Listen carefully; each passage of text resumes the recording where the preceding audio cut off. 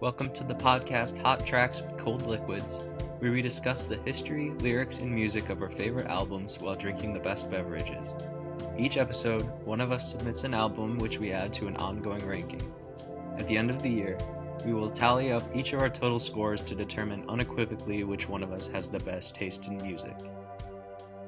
So, we'll be chugging on today, boys. Okay.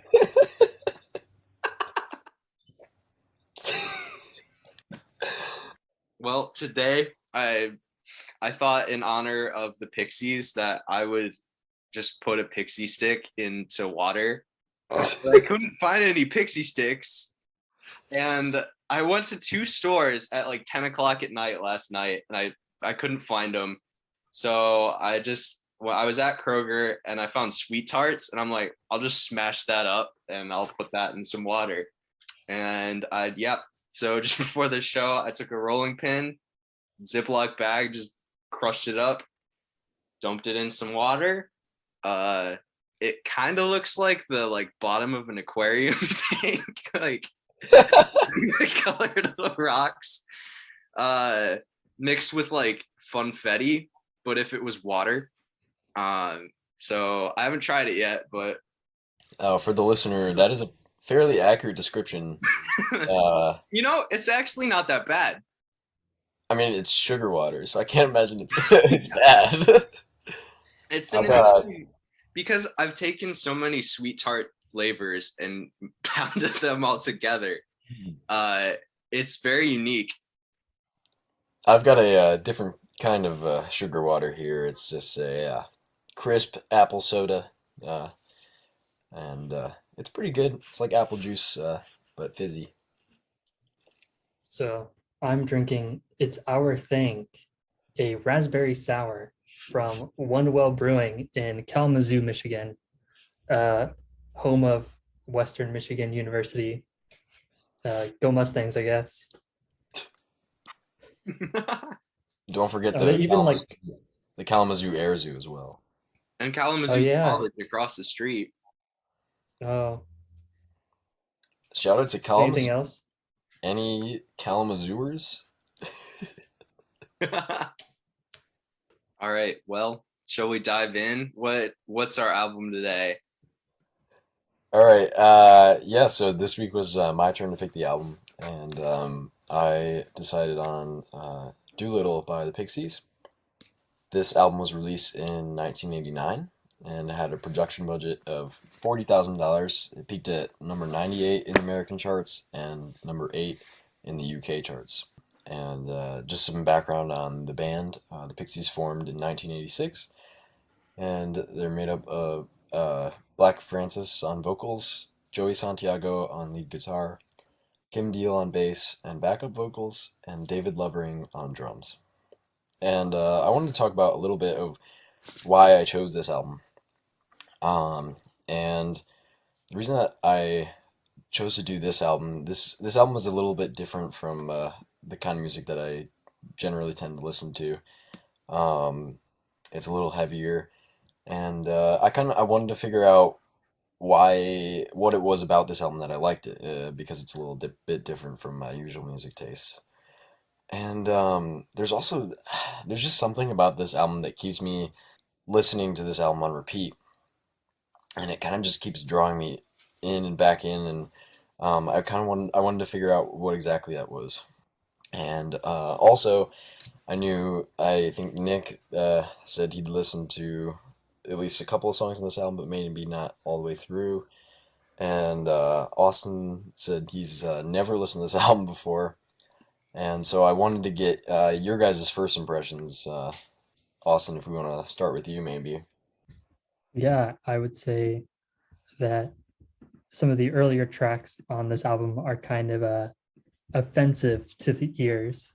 Debaser and Tame, both really aggressive, loud, kind of uncomprehensible lyrics at times.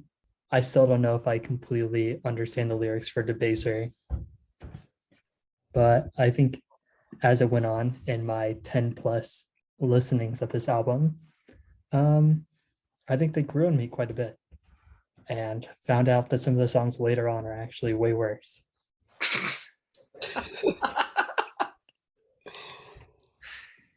I had forgotten this, but I think about maybe a year or two ago, I had listened to this album too. I'd also seen it on, like, I think the Rolling Stones top 500 albums that I was trying to make my way through during the pandemic. And yeah, I remember now listening to Debaser and being like, well, this is pretty rough. And I think I made it to like the end of Tame, which was kind of too bad because then after that it gets a little bit easier to listen to, but I just wasn't into that kind of music and stuff as much.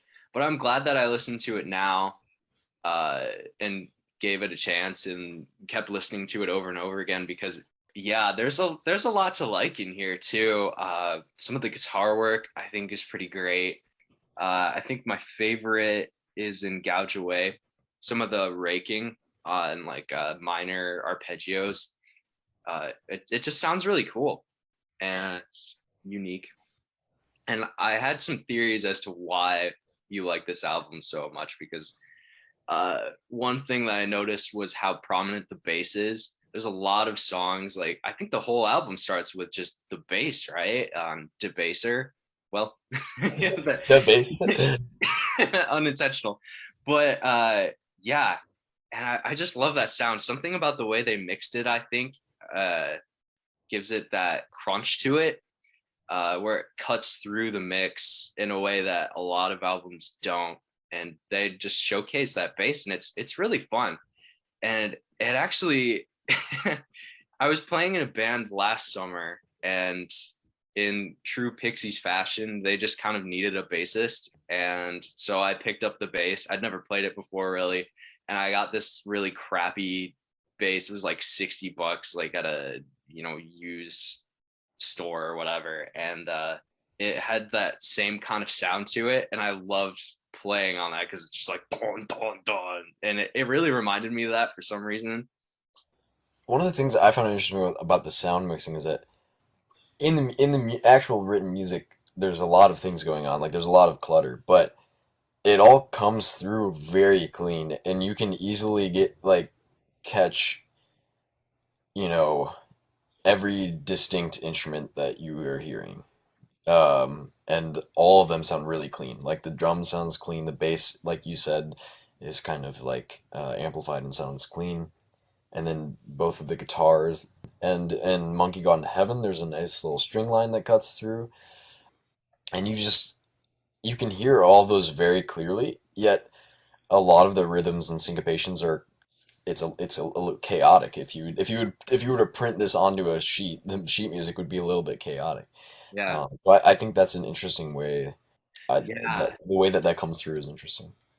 Yeah, that's really interesting you brought that up, because I think too, if you were to map it out on sheet music, shoot, what song is it on? I think it's Dead. I think if you were to map out the sheet music of the lead vocals and the backup vocals, it's like a half step apart. Hmm. And I don't know how it works. Like that's like a big no-no a lot of the time. You know, and I'm not the best as far as like just picking up on that stuff, but whatever interval it is very dissonant. Yeah, there's a lot of tritones for sure. Yeah. A lot of this is in the harmonic. There's a lot of deviations and derivations of the harmonic minor scale. That gets kind of that gritty, kind of crunchy. And that's also why you hear surf elements, particularly um, on Crackety Jones and some of the other ones as well. You hear that kind of surfy guitar, that kind of like ding, and yeah, that's definitely because of those use of the harmonic minor scale.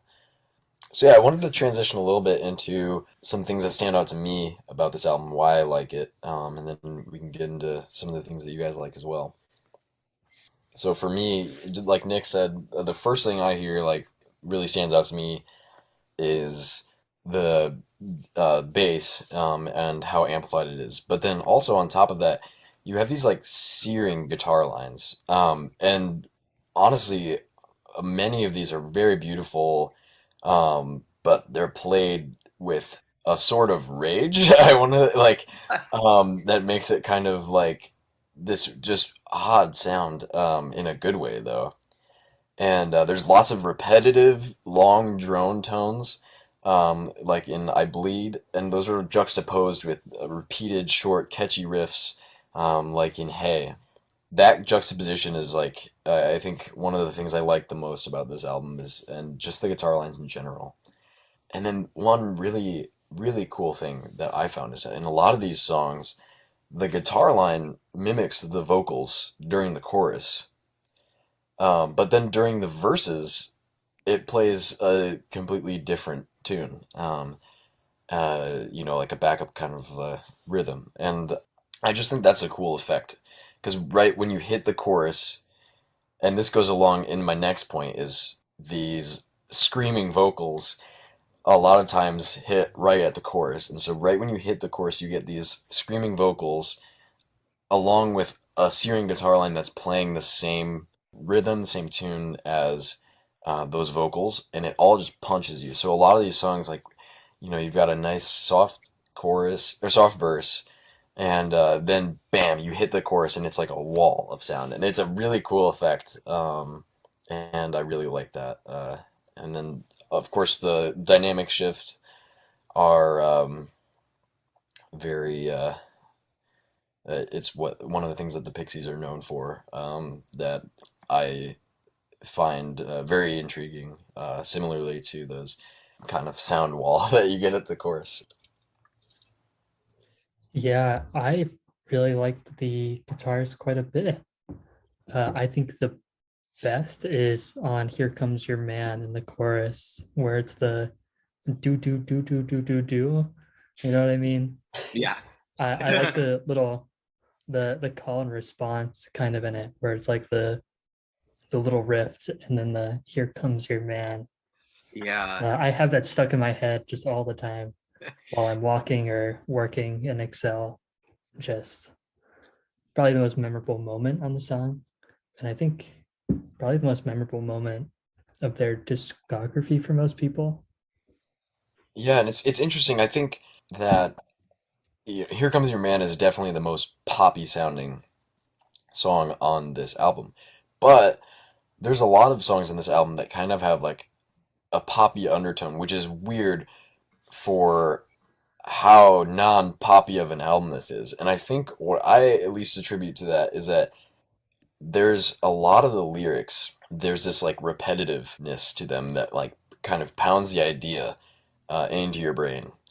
But the difference between a lot of it and a pop song is like in a pop song, you'd have like, pounding the lyrics of something that's, something very basic. But this is pounding the lyrics of you, you know, this monkey's gone to heaven, this monkey's gone to heaven, this monkey's gone to heaven. And, something that's bizarre and outlandish. And I think that it kind of can put you in this state of mind where at least for the first like I don't even know how many times I listened to this album.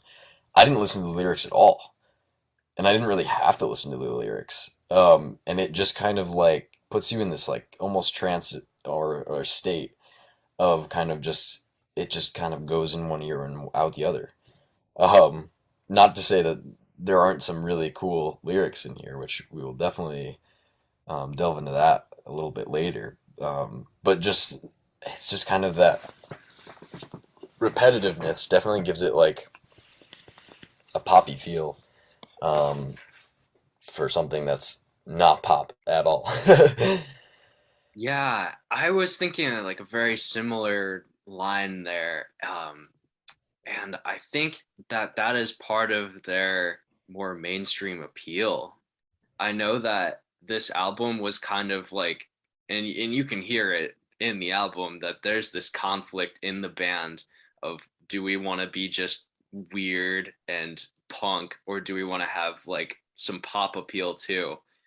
And it's got a pretty cool mixture of both of those in there, where it's very strange and the lyrics are weird and sometimes very aggressive and violent, but there's also some just like very bright guitar lines going on too, like in Hey, like the guitar line in there is almost kind of sounds like, you know, more like a blues or like even like folk. Kind of reminds me of Paul Yeah. Simon, just listening to the guitar line, but then you've got him just like wailing about don't leave in chains, and it's all over the place, but it's so cool, and I think that's part of the appeal too. I think that idea is what really it kind of it really influenced Nirvana and Yeah. Weezer and other Mhm. bands, Smashing Pumpkins, other '90s angst bands, that kind of like, and that's why I think this album is probably, you know, one of the most influential albums of the '80s, definitely for indie music. There's not a lot like it in the '80s, and we can get into influences next, but Yeah. definitely I would say that this album influenced um, a lot of '90s music, particularly Nirvana. Um, Mhm. Yeah, I feel like this is to like grunge and punk what Frankenstein is to the horror genre, where you're kind of like, oh, you know, I've kind of heard that before, but then you realize the reason you've heard that before is because of this. Like, this is the OG, and everything after that was taking those tropes and putting it into their music, and how important and influential it is. And to be like, oh wow, well, these are probably the first people that like did this in a lot of instances. Yeah, I was looking at whenever it came out, and it came out in 1989. Am I correct about that? yeah, Mhm. And I guess it feels like it's very much a 90s grunge album, but it's not. And I mean, they're definitely not the first band ever to make aggressive music with weird lyrics. But it's almost like a gateway drug into that, where like I mean, they might be the first people that were doing that to have like extreme mainstream appeal too, or at least, you know, in like Europe, I think they were more popular there. It's yeah. still like pretty underground, but Well, we can get into influences. Um, yeah, sure. for me, I think probably the biggest influence musically, and it's hard to say because they're at very similar times, but REM definitely sounds very similar in a lot of ways. The song Orange Crush comes to mind a lot when I listen to this song or this album, but I wouldn't say like, oh, the Pixies are just REM or vice versa. They're definitely two very different bands, but I think they definitely play off of each other a lot in sound. And then the other huge one for me, lyrically, and some of the themes of this album, would be Lou Reed, and kind of some of those darker ideas of, or being able to write about some of those like things like sex and prostitution and death and other things. You get a lot of those themes and the themes of punk music in general kind of poke through many times during this album. Yeah. It's interesting because I hear like snippets of, oh, you know, this really reminds me of this artist or whatever, but it does kind of bring it together in its own way. But some of their songs do sound really similar in like isolated ways. Like one track maybe sounds like another artist in particular. If you get a chance, I think Crackety Jones sounds a lot like Cross the Breeze by Sonic Youth, to the point where I think maybe they were even like referencing that intentionally. Yeah, so give that a listen. I want to see what people think. Oh yeah, La La Love You. I really think the singing on that track sounds a lot like the Smiths, like that very like melodramatic kind of la la la, which I thought was actually kind of cool. But That's interesting. That song is actually the drummer singing that song, mhm. compared to the rest of the album. So it's interesting. That's a little different style there. Could have to do with the different singer. What do you Yeah, think, that does Austin? make sense. Are there Yeah, any are there any influences that you hear in particular, or Um, not so much? I don't know. I'm not super well versed in this era of music. So I Mm. was like, yeah, sounds right to me. But I guess like this a question I have is like, yeah, this influenced a bunch of people. but like, does that make it a greatest album of all time? Like some people say, that's No, a whole other bag of worms. for me, I find it very enjoyable, and I find it keeps grabbing me in. It's very re-listenable. Is it the greatest album of all time? No. Is it one of the most influential albums of all time? Yes, for sure. I think that it really, really sparked a wave of music that most people would attribute to Nirvana, sparking that wave. Which Yeah, obviously this isn't as commercially successful as any Nirvana album, right? But yeah.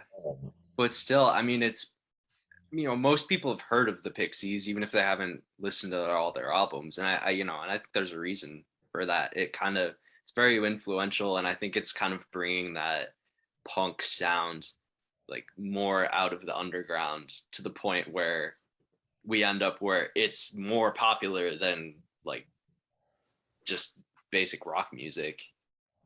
yeah. I wanted to touch a little bit on the themes of this album. It's definitely not, a conceptual album.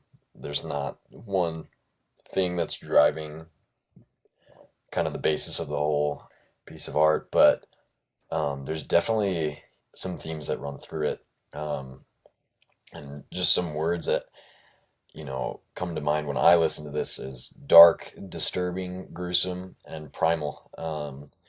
And I think the last one is probably the most important, the one that I think of the most when I listen to this, just because like some of the things that you deal with in this album, you're talking about sex, prostitution, violence, death, the apocalypse.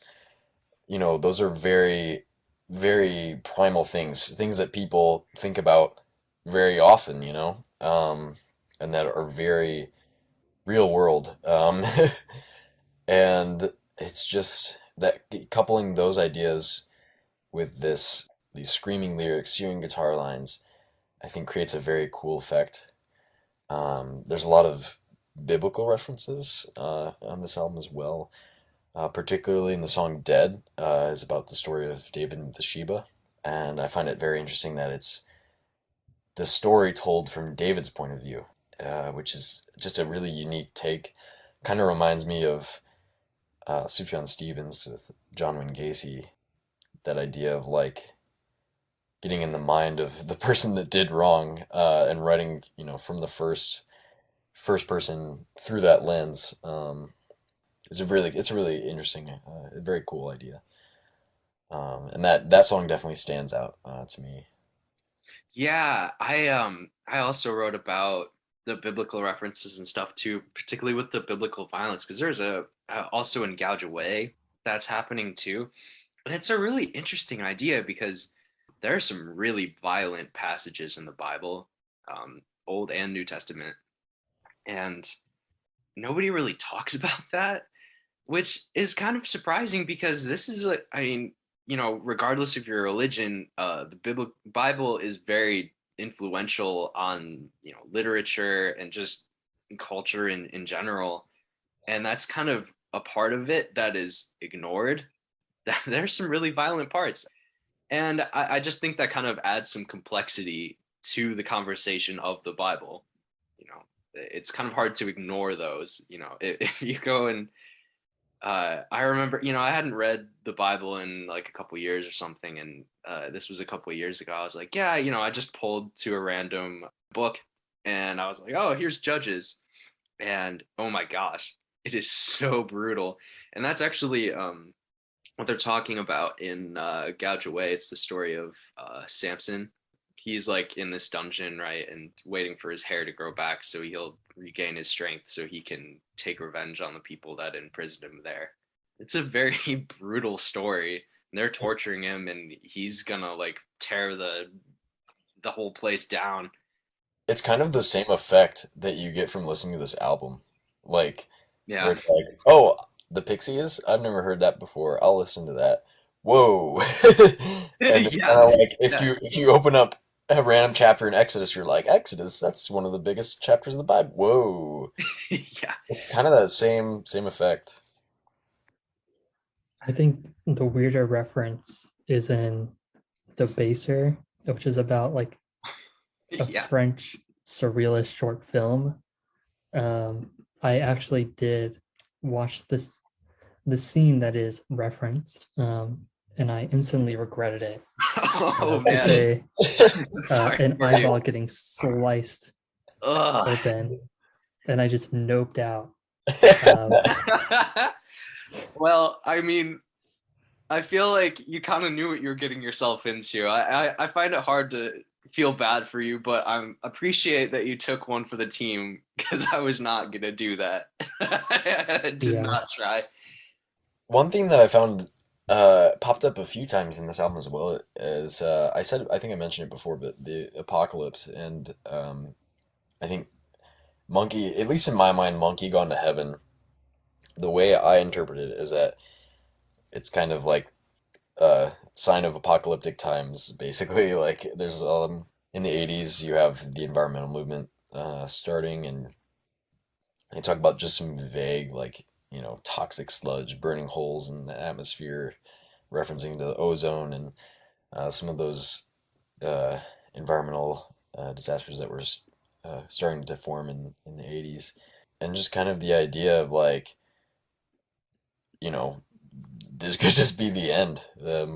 We're the monkeys and we're going to heaven. I don't know. That was kind of my interpretation of it. But then I find interesting is right after that in Mr. Greaves, you have there's one line that really stands out to me, and it's oh sorry, hang on. I'm gonna re-look up this. But while you do that, Yeah. I've gotten to the bottom of my sludge, my pixie stick sludge, and now I'm just like eating straight like sugar.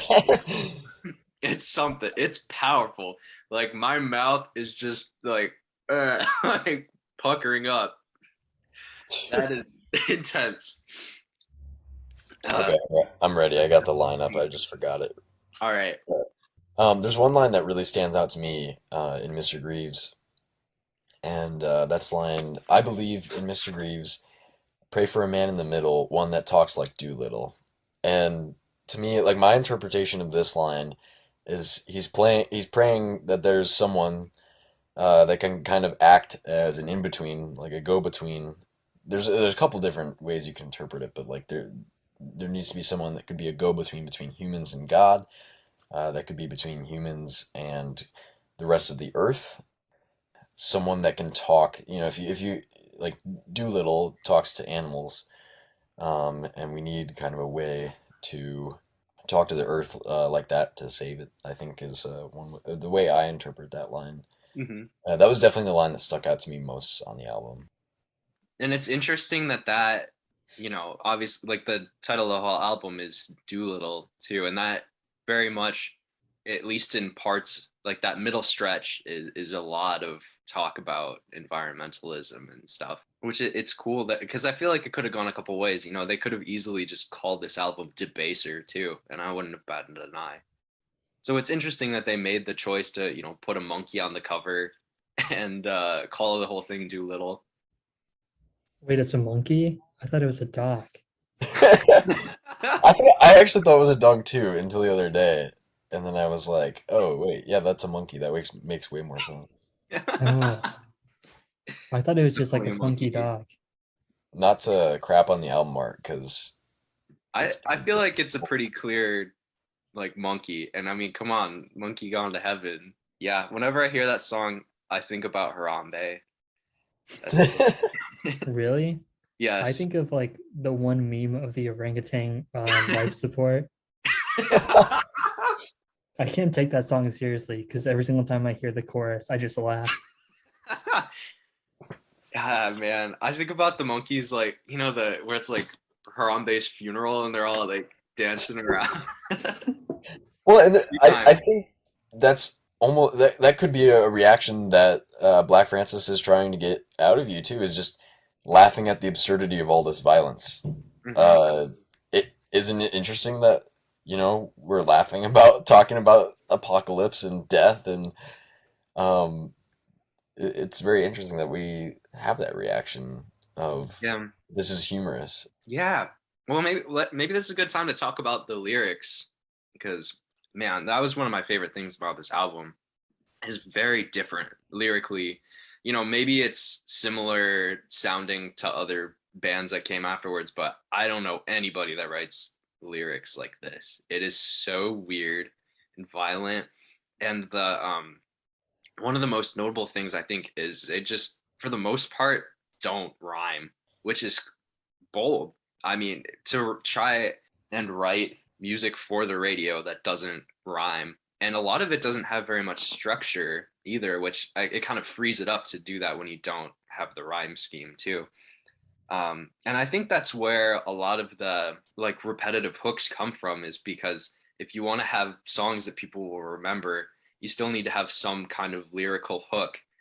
I think that's where you get like this monkey gone to heaven, this monkey's gone to heaven, you know. And at times it's the thing that I love most about this album, and also the thing that I dislike at times too, because I think when you're relying on just repeating the same line over and over again as your hook, you could have, you know, that could be really great if you like the hook. But some of my least favorite songs on the album I don't like because I just don't like that hook, and gets annoying if they're saying it over and over again. I Yeah, like that. I I think that for me, one of the line that sticks out to me, besides the ones I've already talked about, is on the song Number 13, Baby. And it's not my favorite song on the album by any means. I don't love the verses. I don't dislike it. It's catchy, but then the chorus is just "I'm in a state," repeated over and over and over and over again. Whenever I hear that line, I just go into like almost like a trance or like a comatose, like because it's just like I'm in a state, I'm in a state, I'm in a state, I'm in a state. You just hear it enough to the point where you're almost like hypnotized by it. And it has that effect on me every time I hear it. I've heard that song probably 20, 30 times in the last 6 months, and like every time I hear it, it has the exact same effect on me. It's cool. I think sometimes the repeating choruses do well at reinforcing like some of the messages. Mhm.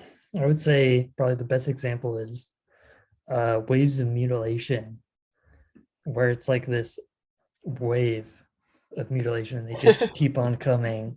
Yeah. And it kind of like reinforces like this idea of kind of this depressingness kind of about living in society, and it just keeps on coming. That's how I interpret the song anyways. Mhm. The most Yeah. surfer song. They're really about waves. Yeah, it is a really weird song, where it's kind of like bright and fun, but also like extremely dark too. I kind of feel like it's like a darker version of Octopus's Garden almost. One of the things that I like about the lyrics is just the exclamations that are scattered throughout all of these Oh yeah. songs. Of just, you're kind of just listen, especially for like your first listen or first couple listens or whatever. You just like you're kind of going through it, and then all of a sudden it's just like yoo-hoo, and it's just like it catches you off guard. And same with hey, it's just like hey, Yeah. like he's talking like Right. directly to you, and it just Yeah. kind of like hits you like whoa. Shake your butt. There's just some lines like that that kind of take you out. Like if you'll get in that transit state of like, oh, I just heard that repeated line over and over again. This is pop music. This is pop music, and then bam, hey, you know. Mhm. I like the effect that has. Because if I'm working, which is often when I'm listening to music, is when I'm working, it just like catches me every time. Nice. Yeah, I like that. Yeah, so it's time for a reoccurring segment, hot tracks and cold tracks. Austin, you want to start us off? Yeah, I guess I'll get the best out of the way. I picked the most basic song to like as the favorite. Here Comes Your Man. This is the song that I'm like, I might as well just put this one on. I like it quite a bit. And I think it's just that I like surfer rock. I really like the guitars and the instrumentation.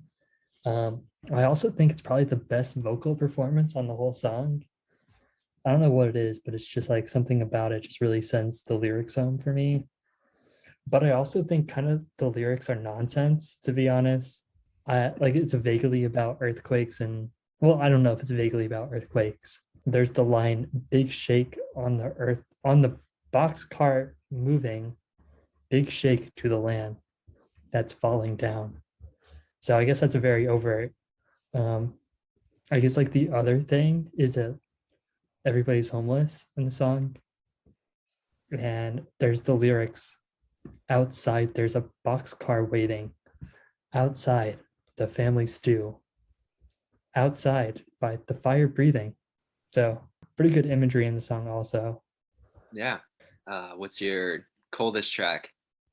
Uh, so it's Silver. I just did not like this at all. It was like some yee cowboy song. It sounded like something in some kind of Western. And I thought the vocals were like kind of obnoxious. I always skipped it. Like if I was getting to the later listens where I'm like, I'm gonna actually skip some tracks, it was always this one. That's interesting. On the posts that we put on the Reddit, I think a lot of people had similar takes to that. Of like, I listened to the whole album except Silver.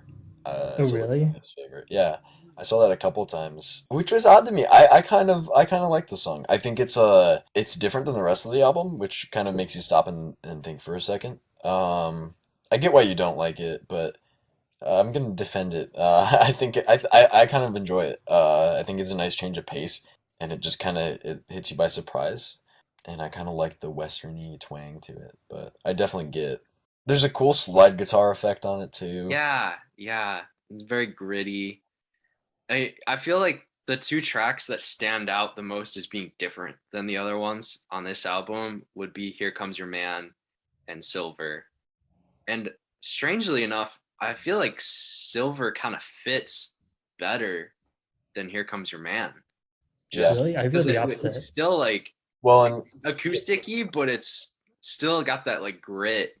it kind of makes sense because Here Comes Your Man wasn't originally. It was supposed to be on their previous album, and they scrapped it. And then Black Francis didn't want to put it on this album, but ultimately they decided to, have more, make it more Mainstream sellable. appeal. Yeah.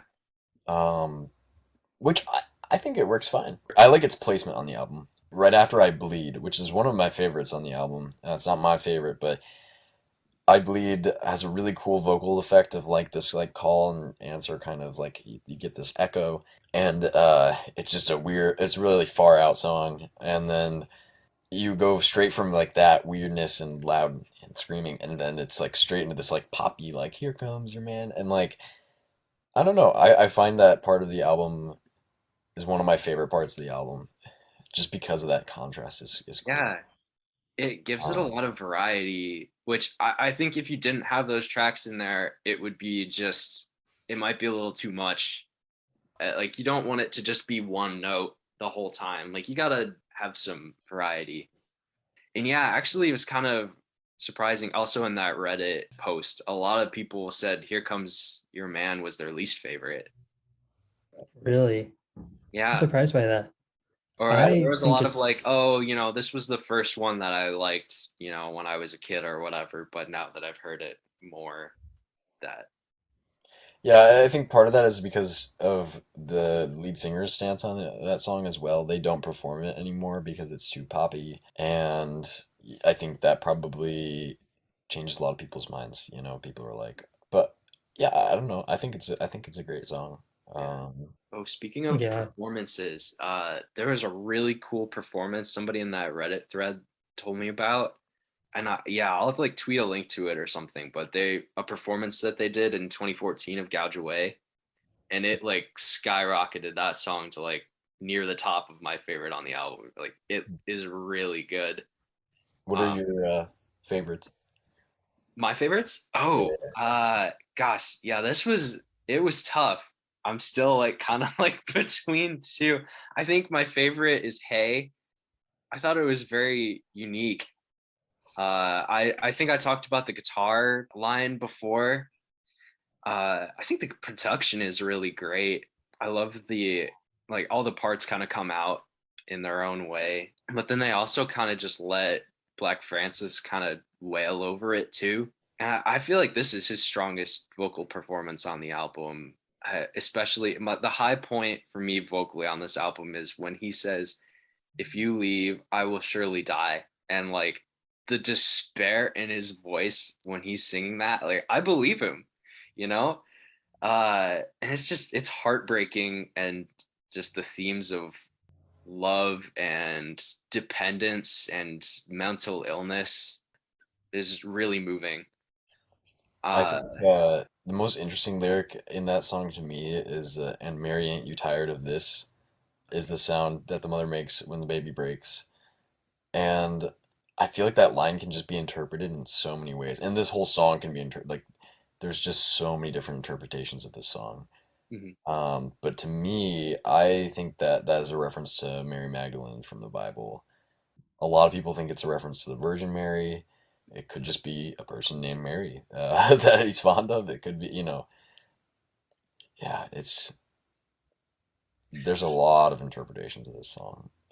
And I also the the the bass line on this, it's got that like chromatic. This whole song is like very raw, and I'm glad they just let it be, in production, and just bring out those performances and that grit. uh but yeah, it's great. Like really reminds me of like blues kind of minor, maybe pentatonic, but with the blues notes, tritones in there too. Oh, but my, yeah, least favorite track, probably Tame. Like I was saying before, I feel like this one's the worst because it's just tame over and over again. And frankly, I'm really not big on like screaming in songs. I respect that people like that, and it is very expressive and it's different. But I don't know. It's very grating. I don't like it. Yeah, I don't know. It didn't really wow me. This was the one that I skipped. Yeah. I think, okay, I this was very hard for me to pick, because even the songs that like I love listening to this album when I'm frustrated or angry or, just hearing someone be able to scream like that, or if I'm alone in the car, being able to scream along with that is one of my favorite things to do. Oh yeah. Um, but yeah, I think for me, also my least favorite track is probably gonna be Tame. Even with how much I love the screaming on it, it's like it's a little bit much for me. But I don't know. I go back and forth because honestly, to me, there's not a very weak link on this album. They're all unique. For me, it's like it's hard to pick a worse song because there's moments on the whole album where I'm like that moment I don't particularly like. For example, the verse um, on number 13. Uh, I don't love it, but then the chorus I do like it, and so it's harder for me to pick like a worst song as opposed to like there's a worst moment. The verse on number 13, I think he sounds kind of like Adam Sandler in one moment. Yeah, he really does. Like the window bill. Yeah. And And then for my best song, I would probably go with Mr. Greaves. It's really close, almost pretty much a tie between that and Hey, which we already discussed about or talked about. But um, Mr. Greaves, I think, you know, it's got the title of the album in it. Uh, it's the most, I think, conceptual song on the album, and I find it very interesting lyrically. And then musically, I think it's the cleanest song on the whole album. It's just got a very catchy tune. It gets stuck in my head constantly. The bass line's great. It's got that effect of like, the guitars kind of mimicking the lyrics, but then, or the uh, melody, but then it's not. Yeah, I think it's just a great song, and I really like the la la la la's as well. That part just gets stuck in my head all the time too. Great song overall. I liked Tame. I don't know why everybody hated it. I thought it Yeah, I was. don't know. I almost want to retract it because I don't dislike that song. I really rather enjoy yeah, it. I liked the screaming. I thought it was the screaming at the most enjoyable, and I'm not even joking about it. I think the opening is like really memorable. Got Yeah. hips like Cinderella. It's like, that's kind of out of pocket, but I don't know. I vibe with it. Yeah, you won me over. Yeah. I gotta think of I think, maybe Crackety Jones then. But again, it's so hard. I don't I enjoy that song a lot. It's just if I'm picking the weakest on the Gotta album. gotta pick one. Because yeah, I do like the beginning of Tame and I do like the screaming too. I don't know. It's hard to pick. I think that even though I'm not super stellar about this album, I think it's pretty consistent from beginning to end. It's not Yeah, very top heavy, bottom heavy, middle no. heavy. I think like the bangers are kind of spread evenly around. Yeah, So that's a good point. pretty good. Not what a lot of last 2 weeks album. Very front heavy, I would say. Yeah. Yeah. Vampire Weekend. And maybe Yeah. that comes out of this also being their third album, right? So I guess they kind of Yeah. had things like the screws a little tighter. They knew what they were doing, what they wanted sound Yeah, wise. and for me, this album is much better than Surfer Rosa. There's aspects of Surfer Rosa that I enjoy. Uh, all of the aspects that I enjoy on Surfer Rosa are brought out tenfold on this album. To be honest, it's a much cleaner sound. It's better produced and better overall. The parts I like about it, Surfer Rosa, are just expressed even better on this album, in my opinion. Should we get into Yeah, the ranking? Yeah. I'm yeah. Let's assuming get into the ranking. did I win you guys over fully or Nope. Uh, yeah, I'm putting this in the number 2 spot. Sorry, Empire Weekend still. That's gonna be hard to beat for me. We'll see. I feel like somebody will, but that's gonna be near the top for me. I feel kind of 50-50 about it, which is pretty weird. Because if we're going by what album is more thematically cohesive and all that, which one has consistency throughout, Doolittle probably goes through as number one. But if we're going by personal taste, the Vampire Weekend's number one. But this is my list. So Vampire Weekend's number one. Yeah. I'm gonna for me this is going in the number one spot of our two albums so far. I surely understand why you guys put it number two, but I'm gonna just give a few reasons why I'm gonna put it number one for now. And I don't think this will be my number one, moving forward. But like Austin said, yeah, this album stays consistently good throughout the whole album. There's very few weak spots compared to Vampire Weekend that I think slightly dies off towards the end of the album. And the re-listenability, I think while Vampire Weekend is more accessible and you will get called way less crazy things if you suggest someone should listen to Vampire Weekend as opposed to, hey, you should check out this album. I think that once you get past kind of that initial shock of like, wow, this is dark and loud, this is the better album. And Yeah. more re-listenable.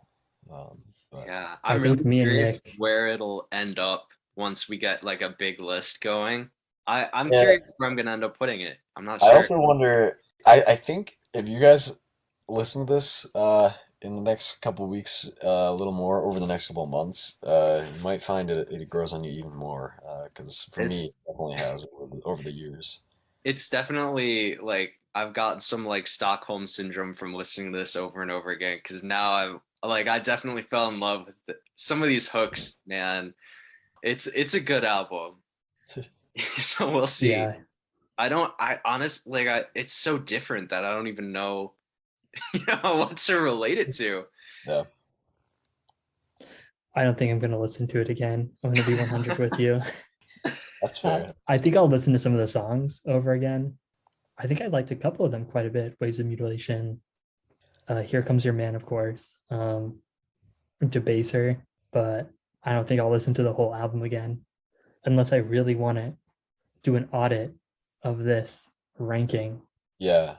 Yeah, and I think that it kind of makes sense from your, uh love of like kind of that the conceptualness of Vampire Weekend's album, that it's like if I'm gonna listen to an album, I want it to be this kind of conceptual idea. And this album, while it's very consistent and has themes throughout it that stay the same, it's lacking that conceptualness. So it makes sense that you would listen to just a few songs off of it, as opposed to the whole thing. I also just really like like Vampire Weekend. Yeah. Yeah. But personally, I like the whole thing. So, all right. What album do we have next week, Nick? Our next album will be You Don't Mess Around with Jim by Jim Croce. And I personally have heard a few songs off of it, but I've never listened to it. So I'm excited to listen to it.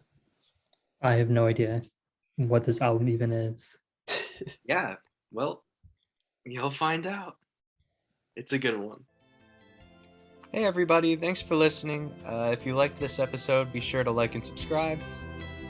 Shout out to r/thepixies for having a great conversation with us about that album. Follow us on Twitter at HTWCL to see memes and updates on the show. And we'll see you next time. We'll be uploading every 2 weeks on Monday nights.